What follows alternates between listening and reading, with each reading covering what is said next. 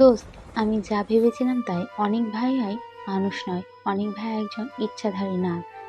সে তোকে ভালোবাসে না, সে উদ্দেশ্য হাসিলের জন্য তোকে ব্যবহার করছে। কালকেও রাতে অনেক ভাইয়া আমার রুমে এসেছিল, তখন এই কথা বলল।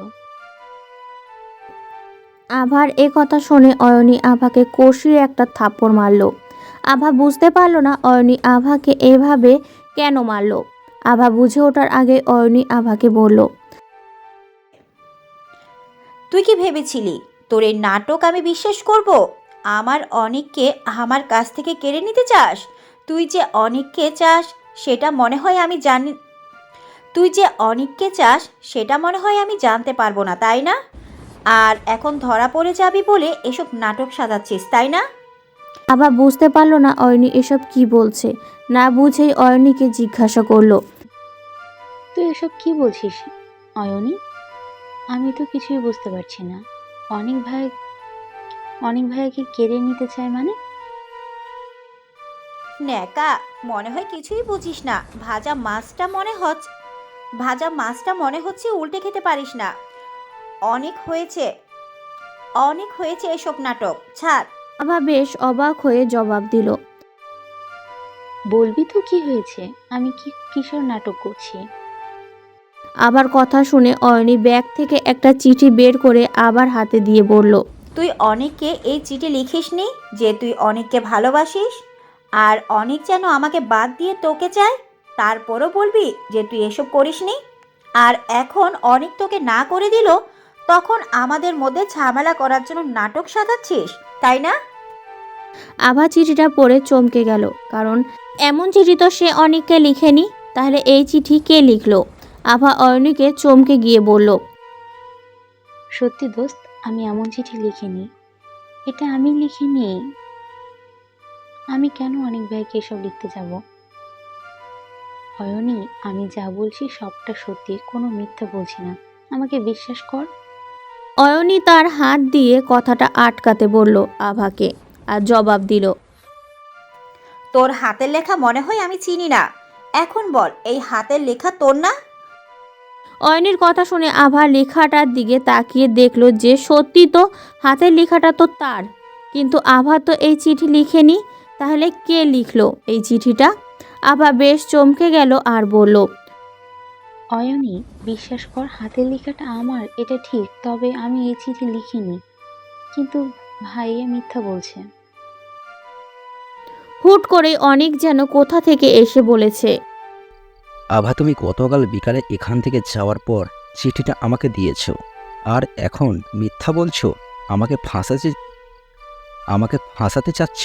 বাহ, ভালো তো। ভাইয়া, আমি কোনো মিথ্যা বলছি না, এটা আপনিও ভালো করে জানেন। অয়নি, বিশ্বাস কর, এসব ভাইয়ার নাটক। আমি কোনো মিথ্যা বলছি না। অনেক একটা হাসি দিয়ে জবাব দিল, নাটক কে করছে সেটা সবাই জানে।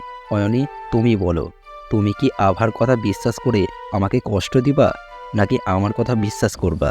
তোমার কি মনে হয় মিথ্যাটা কি আমি বলছি নাকি আভা? আভা অয়নীর দিকে ফিরে বলল, অয়নি, বল, কার কথা বিশ্বাস করবি তুই? ছেলেবেলা থেকে একসাথে বড় হয়েছি, কখনো তোর ক্ষতি চাইনি। তবে এখন কেন তুই আমাকে বিশ্বাস করছিস না? বিশ্বাস কর, এসব অনেক ভাইয়ের একটা নাটক। আমি একটা কথাও মিথ্যা বলছি না। অয়নী আবাকে থামিয়ে বলল, তোকে আমার চিনা হয়ে গেছে আবা। অনেককে পেতে চেয়েছিলি, আর এখন পাসনি তো, তাই এমন করছিস। আমার কাছ থেকে অনেককে কেড়ে নিতে চেয়েছিলি, আর যখন অনেক তোর কথায় রাজি হলো না, তখন তুই নাটক সাজানো শুরু করলি যাতে আমি অনেককে ভুল বুঝে চলে যাই। তোর প্ল্যান খুব ভালোই তোর প্ল্যান খুব ভালোই বুঝতে পারছি আমি। আর কোনোদিন তুই আমার সামনে আসবি না। অয়নীর কথা শুনে আভার মাথা যেন আকাশ ভেঙে পড়ল। আভা বেশ বুঝতে পারল অয়নীকে অনেক হাত করে ফেলেছে। অয়নীকে বোঝাতে চাইলেও আভা এখন বোঝাতে পারবে না, তাই অয়নীকে আভা কিছু না বলেই চলে আসলো। কিছুক্ষণ পর আভা খেয়াল করলো যে অনেক আভার সামনে। আভা রাগান্বিত হয়ে অনেককে জিজ্ঞাসা করলো, আপনি এত বড় নাটক করলেন? অনেক একটা বিদঘুটে হাসি দিয়ে বলল, আমার উদ্দেশ্য হাসিলের জন্য যা করা লাগে আমি করব। আমার কিছুই করতে পারবি না তুই। অয়নি আর তোকে বিশ্বাস করবে না। বিষিয়ে দিয়েছি ওর মন, বিষিয়ে দিয়েছি ওর মনকে। তোকে চাইলে মেরে ফেলতে পারতাম, কিন্তু খালি মাঠে খেলতে আমার একদম ভালো লাগে না। আপনার মুখোশ আমি অয়নির সামনে তুলে ধরব। অয়নির কোনো ক্ষতি আমি হতে দেব না। আভার কথা শুনেই অনেক একটা অট্টহাসি দিয়ে চলে গেল। আর অপরদিকে আভা বেশ মন খারাপ নিয়ে বসে রইল। কি করবে সে বুঝতে পারছিল না। অনেক কেন অয়নীকে ব্যবহার করছে, কি উদ্দেশ্য তার, সেটা আভা একটুও বুঝতে পারছে না। আভার মনটা এসব ভেবেই বেশ অস্থির হতে লাগলো। আভা চুপ করে বসে রইল। হঠাৎই আভা খেয়াল করলো কেউ একজন তার চোখ চেপে ধরেছে। আভা চোখটা থেকে হাতটা সরিয়ে যা দেখলো, নিজের চোখকেও যেন বিশ্বাস করতে পারছিল না। কারণ আভা দেখলো তানভীর এসেছে। তানভীর আভা আর অয়নীর ভালো ফ্রেন্ড। ছোটবেলা থেকেই তারা একসাথে পড়ে বড় হয়েছে। অপরদিকে তানভী অয়নীকে বেশ পছন্দ করত। অয়নীকে বলার পর অয়নী তানভীরের এই প্রপোজাল রাজি হয়নি, কারণ অয়নী তানভীকে ফ্রেন্ডের বাইরে কখনো ভাবতেই পারেনি। আর তানভীও অয়নীকে এই বিষয়ে তেমন জোর করেনি। এর কিছুদিন পরেই তানভী বিদেশ চলে যায় পড়াশোনার জন্য। বিদেশ যাওয়ার প্রথম দিকে আভার সাথে যোগাযোগ করলেও পরে আর রাখেনি, কোথাও যেন হারিয়ে গিয়েছিল। আজকে হঠাৎই তানভীরকে এভাবে দেখে আভা খুশিতে যেন লাফাতে ইচ্ছা করছে। আভা ভাবতেও পারেনি এই অসময়ে তানভীরকে পাবে। তানভীরকে দেখে যেন সে আশার আলো খুঁজে পেয়েছে। আভা তানভীরকে আবেগ জড়িত কণ্ঠে বলল, দোস্ত, তুই এতদিন কোথায় ছিলি? আজকে হুট করে কোথায় থেকে আসলি? আমার যে কি খুশি লাগছে তোকে বোঝাতে পারবো না। তানভীর একটা হাসি দিয়ে বলল, আরে আস্তে, এতগুলো প্রশ্ন একসাথে করলে কিভাবে উত্তর দিব? এতদিন ইচ্ছে করেই কারোর সাথে যোগাযোগ করিনি, একটু আড়ালে থাকতে চেয়েছিলাম। তানভীর কথা শুনে আভা বলল, যাই হোক, তোকে পেয়েছি, অনেক ভালো লাগছে। কি যে খুশি লাগছে বলে বোঝাতে পারবো না। তানভীর একটা হাসি দিয়ে বলল, হুম, বুঝতে পেরেছি। তা তুই একা কেন? ওয়ানি কোথায়? ওয়ানিকে ছাড়া তো তোকে কখনো দেখিনি। আর এভাবে মন মরা হয়ে বসেছিলি কেন? কি হয়েছে তোর? অয়নীর কথা শোনায় আভা বেশ মন খারাপ করে ফেলল। কি করে তানভীকে সবটা ঘটনা বলবে তা বুঝতে পারছিল না। আভা কোনো উত্তর না দিয়ে চুপ হয়ে বসে রইল। তানভী আভার নীরবতা দেখে প্রশ্ন করল, কি রে আভা, কিছু বলছিস না যে? কি হয়েছে? চুপ করে আছিস কেন? আর ওয়াইনের কথা শুনে এভাবে মুখ গোমড়া করে রাখলি কেন? আভা বেশ মন খারাপ নিয়েই উত্তর দিল, অয়নের সাথে আমার বন্ধুত্বটা আর নেই। অয়নের সাথে আমার সব শেষ হয়ে গেছে। কথাটা শুনেই তানভী বেশ বিস্মিত হলো, কারণ অয়নী আর আভা ছোটবেলা থেকেই বেশ কাছের বন্ধু ছিল। তাদের মধ্যে ঝগড়া হতে পারে তা যেন বিশ্বাসই হচ্ছে না তানভীরের। তানভী কিছুটা অবাক হয়ে আভাকে বলল, কি হয়েছে তোদের? হঠাৎ করে কি নিয়ে এত ফাটল ধরলো তোদের বন্ধুত্বে? কি নিয়ে এত সমস্যা হলো শুনি? দেখি কিছু করা যায় কিনা। আভা একটা দীর্ঘশ্বাস ফেলে বলল, আমি যা বলবো হয়তো তোর কাছেও সেটা রূপকথার গল্প মনে হতে পারে। মনে হতে পারে আমি একটা মন গড়া কাহিনী বলছি। মনে হতে পারে দোষটা আমার। মনে হতে পারে আমি দোষ করেছি। তবে বিশ্বাস কর দোস্ত, আমি সবটা সত্যি বলছি। আমি কোনো মিথ্যা বলছি না। আমার কথায় অয়নীকে বিশ্বাস করছে না। আমি জানি না, অনিক ভাইয়া ওর সামান্য নাটক এসে আমাকে ভুল বুঝলো। তানভী আভাকে সান্ত্বনা দিয়ে বলল, কি হয়েছে বলবি তো? আর অনেকটা কে রে? আভা বেশ মন খারাপ নিয়েই উত্তর দিল। অয়নীর বিয়ে। উত্তরটা শুনে তানভীরের বুকে যেন একটা হালকা ব্যথা অনুভব হলো, কারণ অয়নীকে তানভী অনেক ভালোবাসে। নিজেকে বেশ সামলে তানভী আভাকে জিজ্ঞাসা করলো। তা অয়নের বিয়ে ফ্রে নিয়ে কি হলো এমন শুনি? আভা কান্না জড়িত কণ্ঠে উত্তর দিল, অয়নী ভাবে আমি তার বিএফকে তার কাছ থেকে কেড়ে নিতে চাই। আর অয়নীকে এমনটা বুঝিয়ে যে তার বিএফ অনেক। সে অয়নীর ব্রেন ওয়াশ করে দিয়েছে। অয়নি আমাকে একটুকু বিশ্বাস করছে না। আমাকে ভুল বুঝেছে অয়নি। তানভি আবাকে আরেকটু সান্ত্বনা দিয়ে বলল, বোকা মেয়ে, কাঁদছিস কেন? তবে অয়নির বিহেভের সাথে তোর কি এমন হয়েছে যে উনি তোকে এভাবে খারাপ বানালো? আভা একটা বড় শ্বাস ফেলে বলল, কারণটা শুনলে তুইও বিশ্বাস করবি না। ভাববি আমি আ- ভাববি আমি তোকে ভুল বলছি। ভাববি এটা আমার সাজানো নাটক। আরে বোকা, আগে কারণটা তো বল, কি হয়েছে? কেন এমন করছে? আভা একটু স্থির হয়ে জবাব দিল, কারণ অনেক ভাইয়া একটা মানুষ না, উনি হচ্ছে ইচ্ছাধারী নাগ। আর এই বিষয়ে শুধু আমি জানি। আর অনেক ভাইয়া অয়নির সাথে ভালোবাসার নাটক করছে শুধু স্বার্থ হাসিলের জন্য। আভার কথা শুনে তানভি যেন অবাক না হয়ে পারল না। মানুষ আবার সাপ হয় কিভাবে, উত্তরটা যেন খুঁজেই পাচ্ছে না। তানভি বেশ বিস্মিত হয়ে জবাব দিল, কি হাবিজাবি বলছিস? তুই কি পাগল হয়ে গেছিস নাকি? তানভীর এ কথা শুনেই আভা যেন আরও কষ্ট পেল। হাউমাউ করে কেঁদে বলল, আমি জানতাম তুই এমনই বলবি। তুই আমাকে ভুল বুঝলি। আভার কান্না শুনে তানভীরের কেন জানি না মনে হলো আভা মিথ্যা বলছে না। তানভী বেশ অনুতপ্ত হয়ে আভাকে বলল, তুই আমাকে সম্পূর্ণ ঘটনা বলতো, দেখি কি করা যায়। আভা প্রথম থেকেই ঘটে যাওয়া সম্পূর্ণ ঘটনা তানভীকে বলল। তানভী যখন ঘটনা শুনল, তানভীরের কাছে ঘটনাটা যেন রূপকথার গল্প মনে হলো। কিন্তু আভা যে মিথ্যা বলবে না সেটা তানভীর বিশ্বাস ছিল। আভাকে বলল, তুই ভাবিস না, আমি তোর পাশে আছি। দুজনে মিলেই রহস্য বের করব। তুই কি তোর বাসায় থাকার ব্যবস্থা করতে পারবি? তাহলে কাজটা করতেই আরো সুবিধা হতো। আভা হাসি মুখে উত্তর দিল, আমার বাসায় তো আমি একাই থাকি। সুস্থ বাবা মা তো অসুস্থ হওয়ার পর থেকে বিদেশে চলে গেছে। তুই যতদিন ইচ্ছা থাকতে পারিস। কিন্তু কি এমন স্বার্থ আছে যে কারণে অনেকের অয়নিকে প্রয়োজন? আমি নিজেও সেটা জানি না। তবে তবে যাই হোক না কেন জানতে হবে। এখন তুই এসে গেছিস, কাজটা অনেক সহজ হবে। হ্যাঁ, সেটা নিয়ে ভাবতে হবে না। অয়নের কোনো ক্ষতি আমি হতে দিব না। আমি চাই না অয়নের কোনো ক্ষতি হোক। আচ্ছা, তুই বলতো অয়নি এখন কোথায় আছে? একটু সামনে যা, পেয়ে যাবি। সাথে অনেকও আছে, দেখিস। হুম, তুই এখানে থাক, আমি একটু দেখে আসি ব্যাপারটা। আচ্ছা।